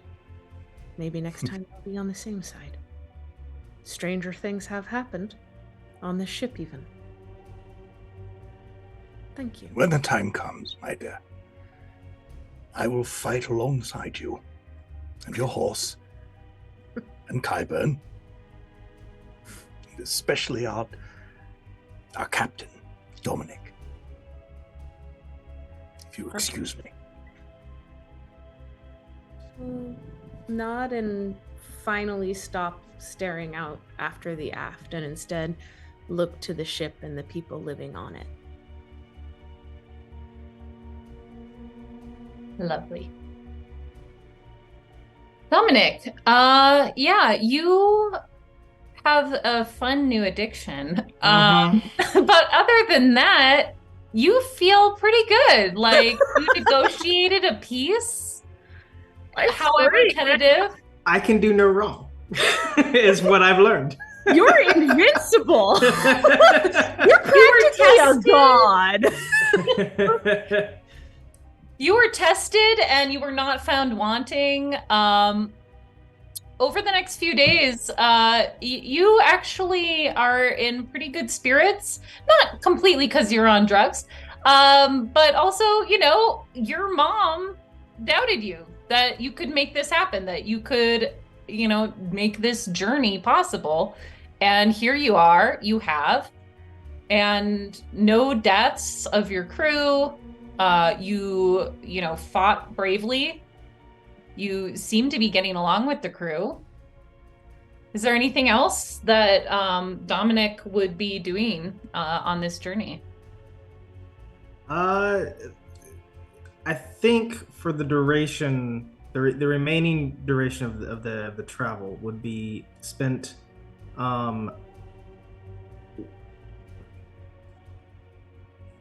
less concerned with I guess the what's the word, the performance maybe that he would put on, less you know, focused on that and more focused on rolling up sleeves and just letting loose a little, possibly, without too much of a stick up my butt, right? So I would probably just, you know, spend the rest of my time just casually being less strict.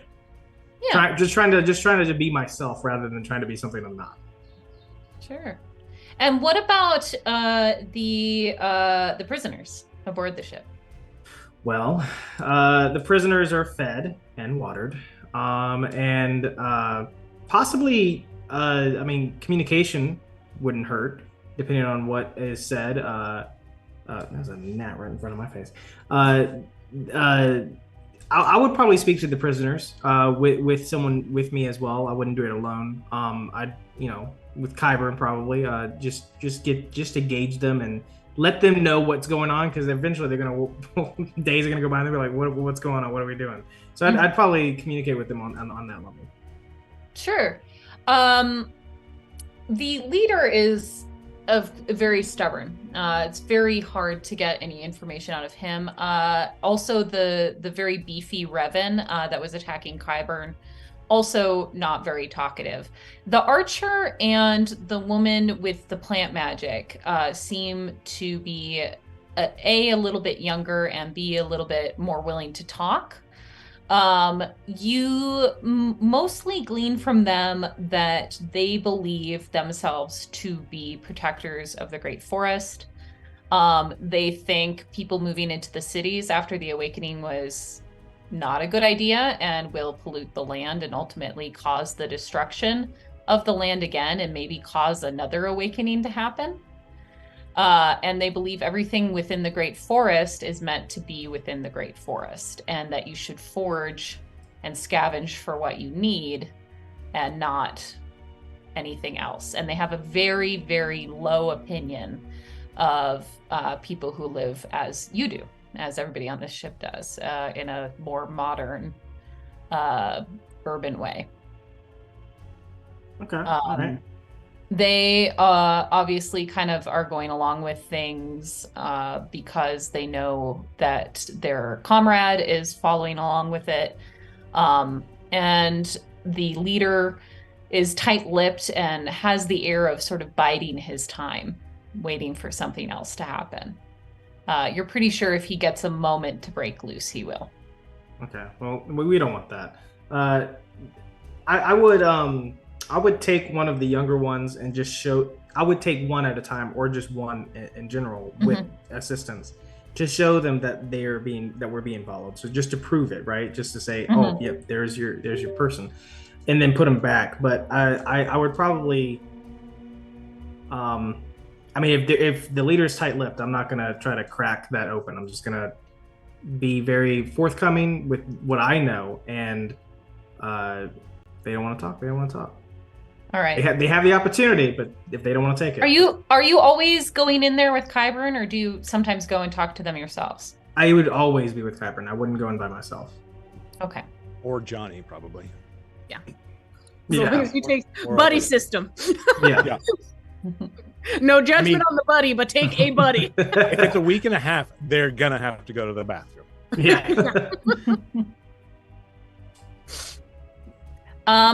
So sort of like one of the last times you go to check on them, you know, they're being tight-lipped.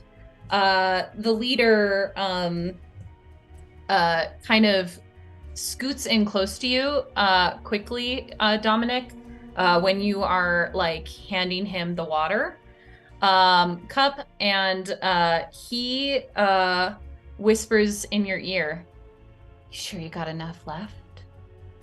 And then sits back and just sips his water slowly. He's like, "Your eyes are glowing. I guess the skies agree with you."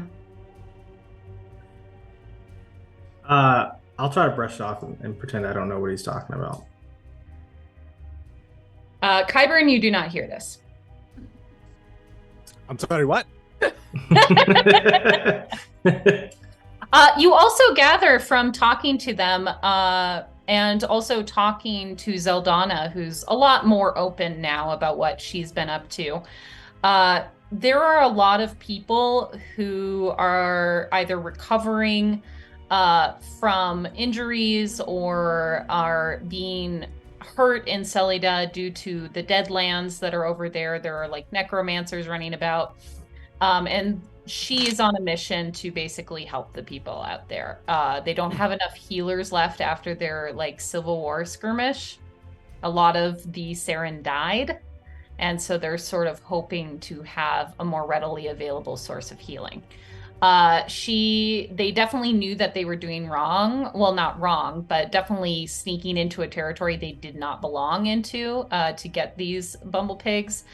She has the ability to sing things to sleep or to communicate with animals in a way that they like her. And that's why she was sent on this mission. And the way that Squish was responding to her all kind of makes sense now. And the way that she always talked about her liking animals more than people. She said that she chose your ship out of all the other ships because of the engine, and the hum of it would drown out the sound of the bumble pigs and wouldn't make any of the crew suspicious. What about her compatriot, the weird one that had a music box? What's her deal? His deal. Yeah. He was one of the Sarens in the war. The music box was something created by Zeldana herself that mirrors her singing voice so that she doesn't have to use her aura all the time. So he was using it instead of her using her magic at that point. He is her leader. He is one of the leaders of the Sound Monks. He is currently trying to bring their gospel to Aldom. Okay. I feel like with all of that, in hindsight, I should have asked different questions.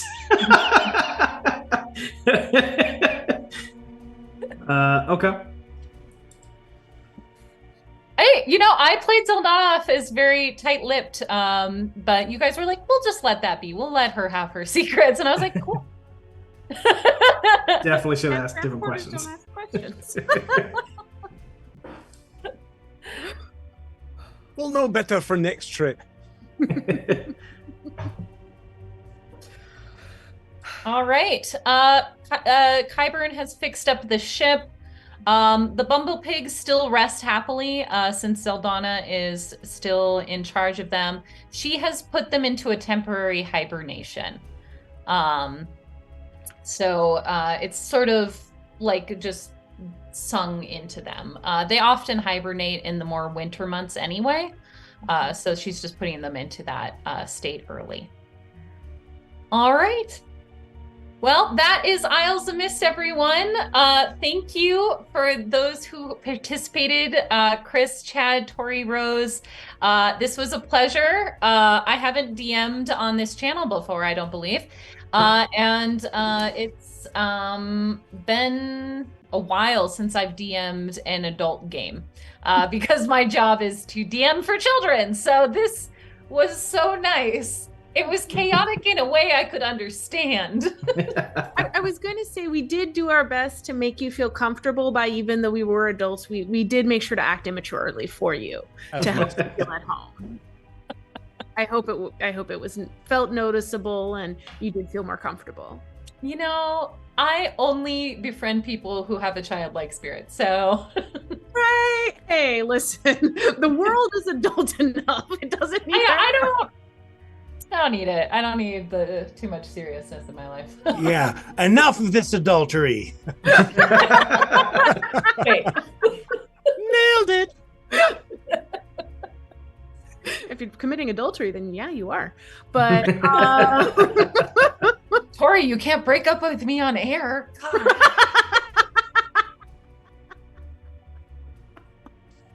Fine, I'll wait for an Isle of Mist. Thank you especially to Chris and Tori for taking this risk and coming on this journey with us. They did not know me from Adam, so I do appreciate that. Thanks sure what my again roommate is to doing. Off the Beaten Path Musical for all this wonderful music that we've been using. Those of you who are watching who are unfamiliar, Off the Beaten Path Musical is a Choose Your Own Adventure musical. Off the Beaten Path also creates music for your D&D campaign, for your other TTRPG campaigns, maybe just a theme song for your family. They can do that too. So go ahead and check out their website. They've got some great stuff. Also check out Story Tables. That is the program that me and my husband run Isles of Mist in. So Isles of Mist is our system and our world that we've been running for many years for children across the country and online. So if you have any littles, 9 to 18, who are interested in potentially joining in a campaign in a magical world in the sky, we have those available, including summer camps. So. All right, Misfits, thank you so much. Mwah. We will be probably taking a slight break, and then we will be coming back with more shenanigans. Likely not Isles of Mist, likely some other system. Stay tuned. Follow us on social media, and also we can drop our Discord in the chat, and you can kind of keep up to date on what we're doing there. let us know your ideas. Also, let us know your ideas. I've been thinking about thirsty sword lesbians as a potential system I would like to run. As a bisexual baddie myself, I think that would be pretty great. Heck yeah. Bisexual babes, thirsty sword lesbians. I know, I was like instantly yes.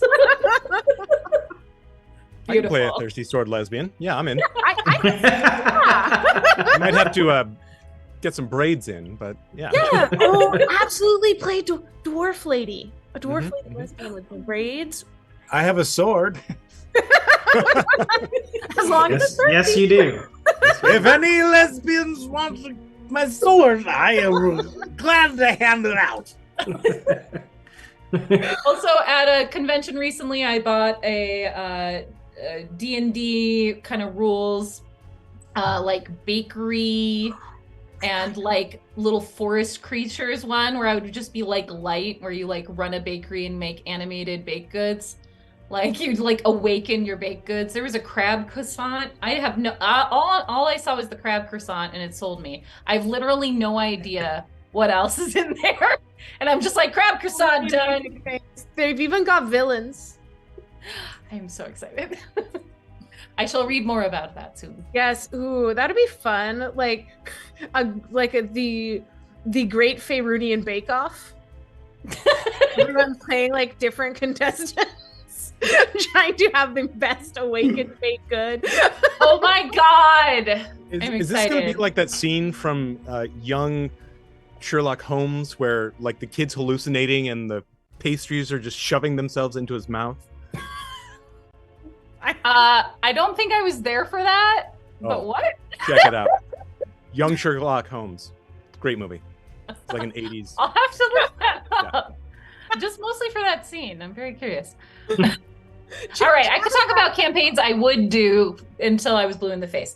Anyway, thank you, Misfits. Thank you for joining. Thank you, everybody. Have a good one. Dream Roll high, don't suck. Yes. Roll high, don't suck.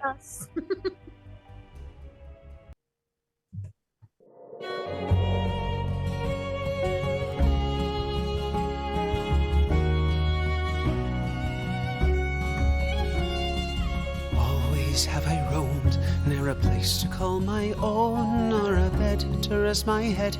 But perhaps I was misled, for now I think I see how much still waits for me. I must find my way home to a place I call my own, where I am free to be whomever I may be.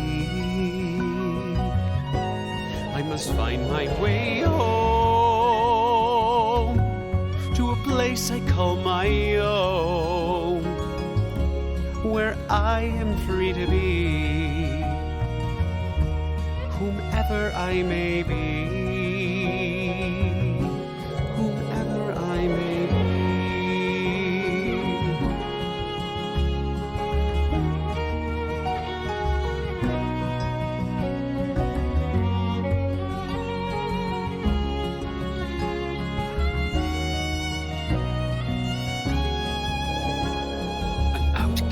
My life, I was born of fear and strife, now on board of this ship, and on every trip I live by the shade, and I die by the knife.